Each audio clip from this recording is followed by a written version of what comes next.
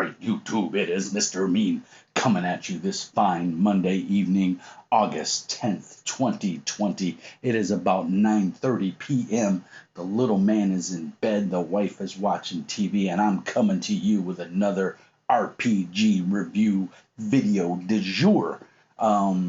First and foremost, like and subscribe. Tell your friends we are up to 735 subscribers. You guys are awesome. And that's all I got for the housekeeping part. We'll go over some stuff at the end of the video. Tonight's video du jour is one that I wanted to get to.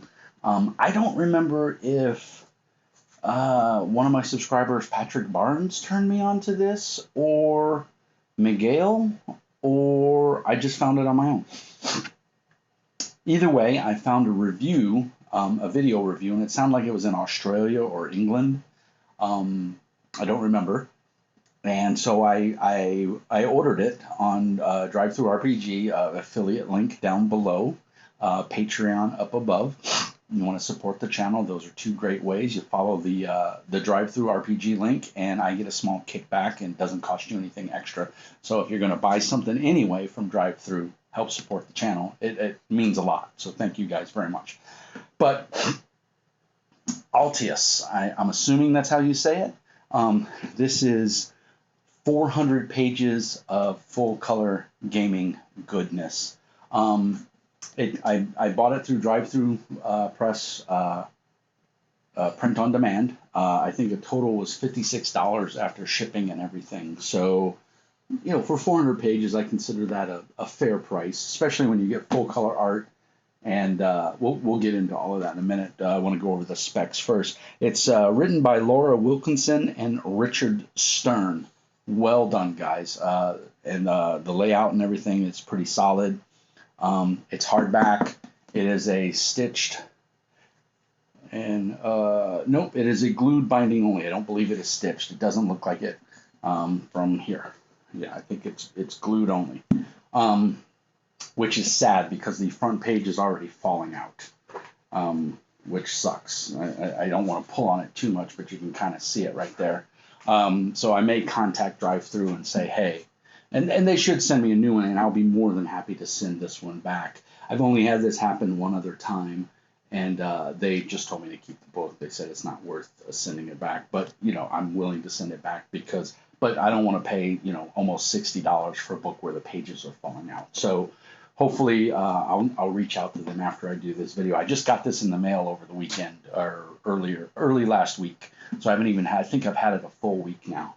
And I was working on this review. So hardback, 400 pages, front and back, full color. Let's get the tough stuff out of the way. The art, for the most part, is very solid. They do reuse a lot of the art throughout the book, but again, 400 pages, I'm not mad at them. Also, Indie Press, this was a Kickstarter game. And evidently it succeeded. I did not go check out their Kickstarter page. I have gone to their website. I'll put links below. Like I said, I bought it off of DriveThru, so I'll put that link in there as well, using my affiliate link because I'm a shameless shiller. The art, for the most part, is spot on. I really like it. It gives you a very good feel for the game, except the character portraits of the named NPCs. The art to me is just horrible. It's kind of like this watercolor pencil. Some of it's okay, but most of it is horrible. I mean, it's just not good. But then there's pieces in here that are just amazing. I should have bookmarked it. I didn't. That's my bad. But some of the art is spot on and really just very flavorful. Overall, I give it an 8 out of 10. There's some full color pieces that I'm kind of like, what? And then there's some other pieces that are just like literally amazing. So, I know I'm close. I'm going to fumble through a lot of the art. Yeah, here's a good piece right there. You can pause that and take a look at it. That's very good, at least aesthetically pleasing to me. This is another one of Desert Warrior I really like. So don't don't want to go through all the art, and of course, holding it up like this is not good. I believe I did get a PDF of this. I'm pretty sure I did. So you can see I've got some bookmarks. First and foremost, is this one I would play? Yes, I would definitely. This has a pretty in-depth world that I like. It's a sci-fi, humans landed on a planet, spaceship, space travel, all that fun stuff. And then everything went to shit. And technology's been forgotten. Humans have, diverse through the planet. Magic has come. There was a great calamity, and so magic and magic is to blame, or at least the ruling people believe that magic is to blame, and so magic is forbidden. There are very few people who can practice magic without getting their heads chopped off. And there's the, I believe it is the convitical, is how you say it. These are basically knights that hunt mages, and they are not nice people. Here's some more of the art. I just want to point out, if my fat head would get out of there, and you can see really good art. So very cool setting, very feudal. There's a bunch of different kingdoms. Currency in the game is, let's just say it's a crunchy game as far as the world setting goes. You're going to be doing a lot of reading. I've read a little bit of it, and I like what I've read so far. I've read a little bit of the fiction. I like it. So it's a buy in Mr. Mean's book. I mean, the art, you can see basically magic users on the cover. So if magic's verboten, why is magic users on the cover? Because you can play a magic caster and you just have to deal with the repercussions. And there's a lot. They kind of do something like the spell. Was it the spell burn in Eberron? I can't remember the calamity in Eberron. It's very similar to that. And the veil is weakened in certain areas of the land. And so therefore, if you cast a spell and you fumble basically in the spell, you can't really fumble spells. But what happens is if it equals the threshold of whatever the veil is in that area, those dice get added and bad things can happen. So it's pretty cool. I really like that concept. I think before we get too deep into the rules or the basics of it, I'm going to read off the back. The stars are falling. Thousands of years have passed since Earth was lost and humanity fled to the stars. They colonized a new world but never escaped their enemy, the Raphium. Civilizations have risen and fallen, and magic has brought us to the edge of destruction. This is the fourth age, the final age of humanity. The stars are falling, and the kingdom of Altais lies in ruins. As the blight of the Raphium spreads slowly across the land, heroes search places long forgotten with sword and spell, hoping to restore the technology of the past. Altais, Age of Ruin, is a dystopian science fantasy role-playing game focusing on the last struggle of humanity on an alien world. And when they say an alien world, they are not joking. There is no creature in here that resembles anything out of a D&D bestiary or Pathfinder or Fantasy Age or any other RPG that it would be more like stuff out of Cthulhu. It's really well done. I like the critters. There's good creatures, benign creatures, and malevolent creatures that are just out to eat your face. And it's very well done. Everything gets a full page of art, or a large page of the art, and then the description and the stats. Let's get into the specifics of the system. Of course, I haven't played this, and like I said, I did pay for this, so this is a very honest review. I'm not shilling away for them. I haven't even talked to anybody from the company, but what I like about it is it's a dice pool plus or minus bonuses. When you make your character, you have a 1 through 5 stat system. You start with a 1 in every attribute, and then you spend experience, or you start with a 1 in the 5 attributes, and then you get 5 points to distribute. No attribute can be above a 3 to start. What's nice about this is it's a D10 system. So say you have a strength of 3, you're going to grab 3d10, and say you're trying to make an athletics roll. You're going to roll 3d10, you're going to take the highest die, and then whatever your rank is in athletics, which starting out skills cannot be higher than 2. So you're going to roll a number of dice equal to your attribute, and you're going to add the value of your skill. So in the case of the strength, I said we had a three in strength. We'll grab 3d10, we'll roll them, we'll grab the highest die, and then we'll add 2. You're looking for a value of 8 or better, and that gives you a success. And for most tasks, you only need 1 success. Combat's a little bit different because it's a give and take. You have dodging and parrying and all that fun stuff. But if you do manage to hit, your opponent has armor. The armor basically is an armor rating, and it will subtract its value away from the damage that you do. Most damage is done strength plus whatever the weapon is, and you don't roll it. You add it all up, and then you go from there. So you also have talents and advantages. There's positive talents and negative talents, of course. And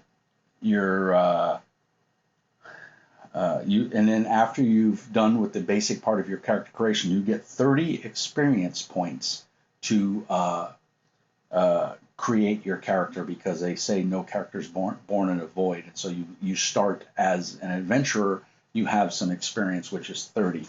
A typical gaming session will garner you anywhere between 2 to 5 experience points. 2 if you just sat around the tavern talking to people and things like that. 5 if you actually went on an adventure. If the GM is feeling generous, you'd get 10 or more. So it's a slow curve. Again, the max attribute is 5.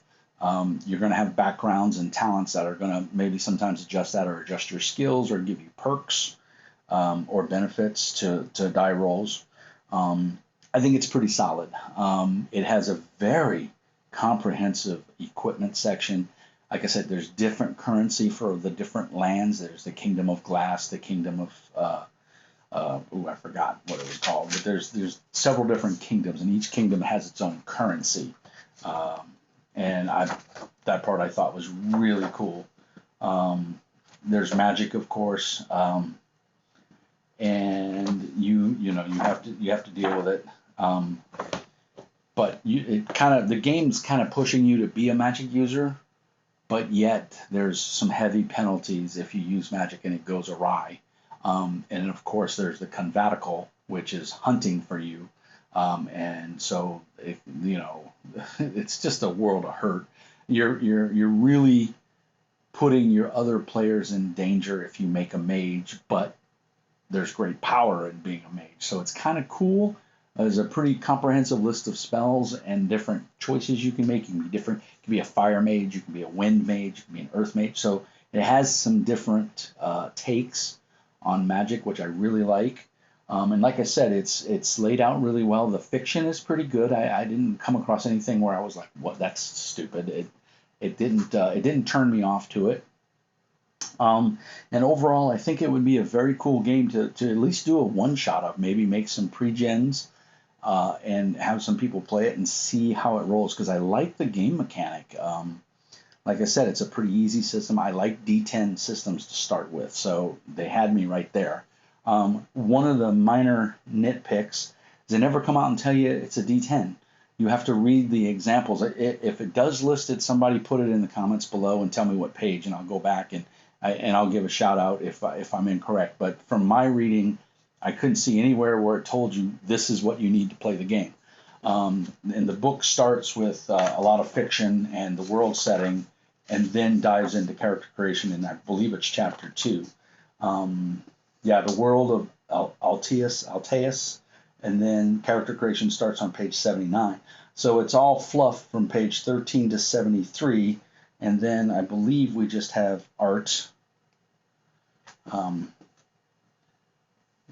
It's art, the realms, the blaze, the tempest, the pattern, the void. Those are all the magical realms. This is the piece of art I was trying to find, and I just randomly turned to it. So I really dig that picture right there. It's obviously a mage, either from the realm of fire or something, and she's doing something super cool. I'm sure it's going to be bad too, but it looks really cool. And there's other realms, and as you progress in the game and you get more proficient in magic, you can journey to those realms. And of course, they have varying levels of lethality for each realm, and they talk about it in the book.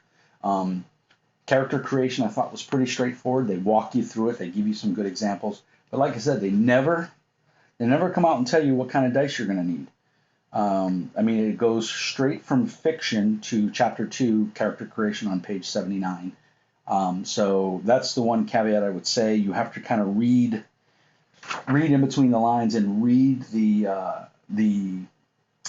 hints that they give you or the examples they give you to figure out what kind of dice you're supposed to be using.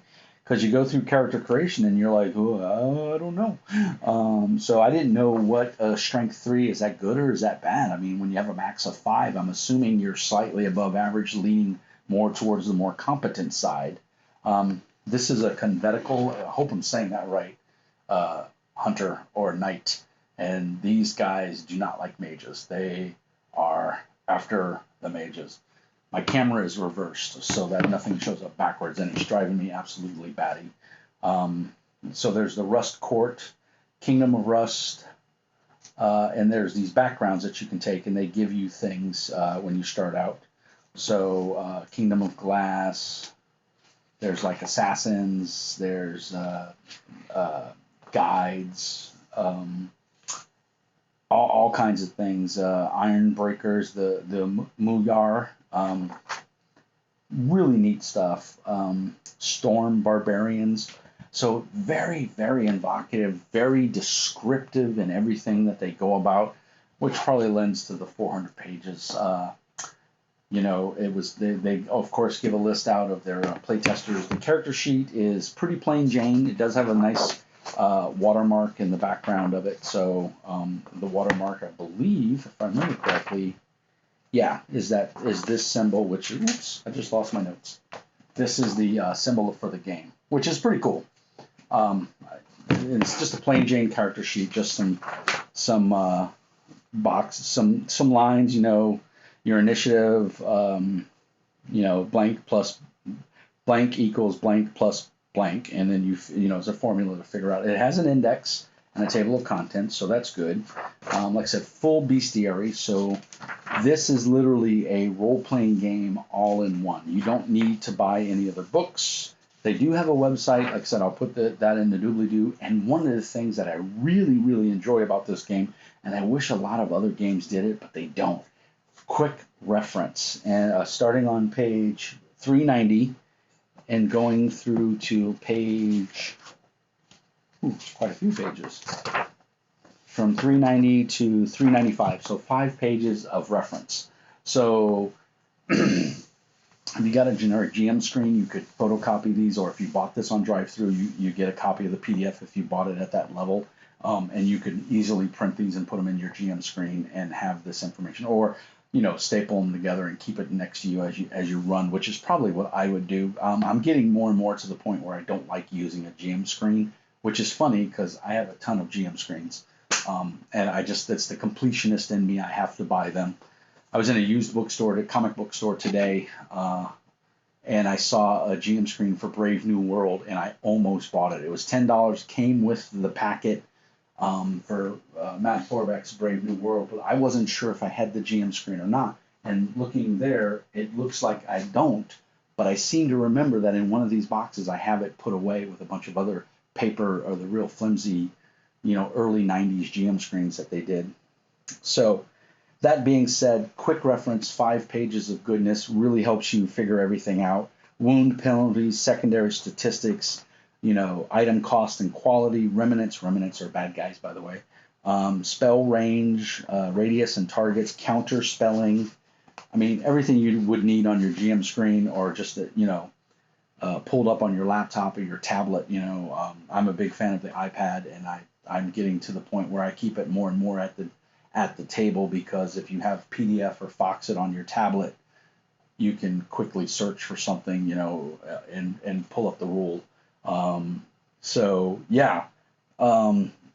Lots of good information in here. I think a very cool indie game. If I wouldn't have had this book at work and I went into my office today, this would have been in one of my top 4 games that doesn't get enough love. But instead I didn't have it, so I didn't want to reference it if I didn't have something to physically show you guys without splitting my screen and putting stuff up on the computer screen. Because like I said, I do have the PDF of it. I would say the PDF right now is on drive-through for $15.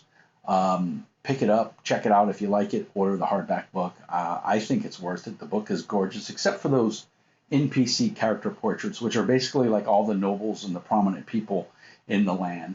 That's just bad art. That's my opinion. You may look at it and go, "Wow, that's not so bad, Mr. Mean. You're crazy," and that's fine. Art is very open to the interpretation of the viewer, right? Beauty is in the eye of the beholder. So, and I ain't holding none of that because I thought it was fugly. That's just me. The rest of the art in the book, I really like it. Like I said, they do recycle a couple of pieces, but they're ones that were worth recycling. So I think it's good. I think it's a buy in Mr. Mean's book, especially if you like alternate games. If you don't want the D&D world, you don't want the Pathfinder, you don't want Call of Cthulhu, you want something completely different, off the scope, Altais is probably your game. Decent, looks like pretty simple game mechanics. I don't think it's going to bog down too hard. I did forget to mention that they have a rule of 10 and a rule of 1, and I like how they do this. So again, your target number is always 8, but then it says margin degrees of success. Well, how do you get degrees of success? Your dice don't explode, but if you roll a 10, so say in the example that I did of the 3d10 plus agility or athletics or acrobatics, whatever I said, you would roll those 3 10. Let's say 2 of them come up as a 10 and the other one comes up as a 9. Well, what you can do is you could take the 9, right? Because that's a success. It's 8 or higher on a d10, but then you can take those 2 10s and add them and you total them up. So that's 9, that's 29. And you would roll those 2d10s. Oh, no, I'm sorry, you don't take the 9. You would take one of the 10s, then you would re-roll it and add whatever it rolls to your total. So you've got a 10. You would pick up that other 10 and roll it and add that to the 10. And that's how you get your degrees of success. And what you're looking for is 5 above your 8. So 13 or better, 13, 18, 22, or 23, so on and so forth. 5 above. So almost like Savage Worlds with their target numbers and everything. So very cool. And of course, ones are the same way. One subtract, so you can get some horrible failures.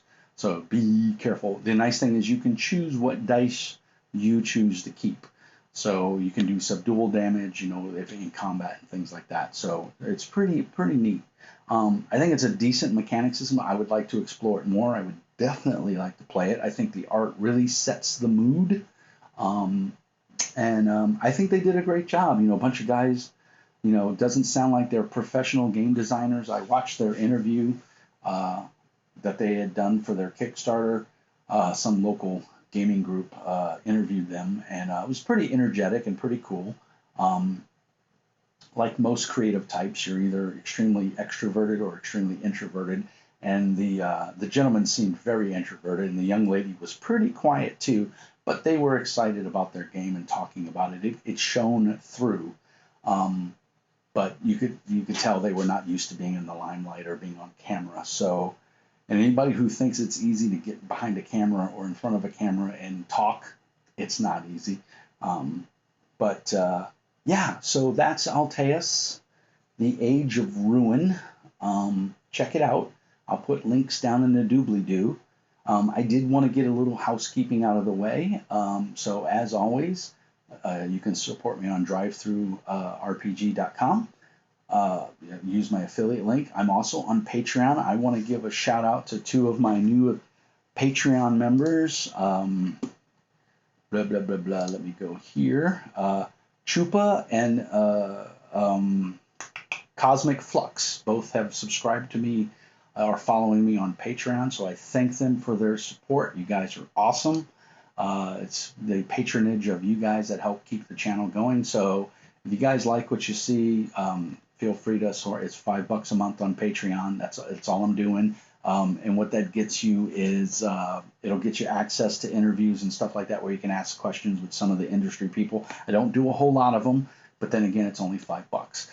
But what it does get you tangible is that you get a special color on my Discord channel when you join the Discord channel. So it just gives you little bit elevated rights as opposed to everybody else that's on the channel. So I hope if that's of interest to you and you want to help the channel out, please do it. You can also support me through one-time donations through either Zelle Pay in the United States or PayPal Pay Me. All those links are on my YouTube page. And as always, thank you guys so much for spending some of your time with me. It means a lot. If you've heard of Altais, The Age of Ruin, leave a note in the comments. I appreciate it. I read all the notes. I try to respond. And as always, peace and hair grease. And remember, wear your mask, wear it above your nose, and wear it in public. Be nice.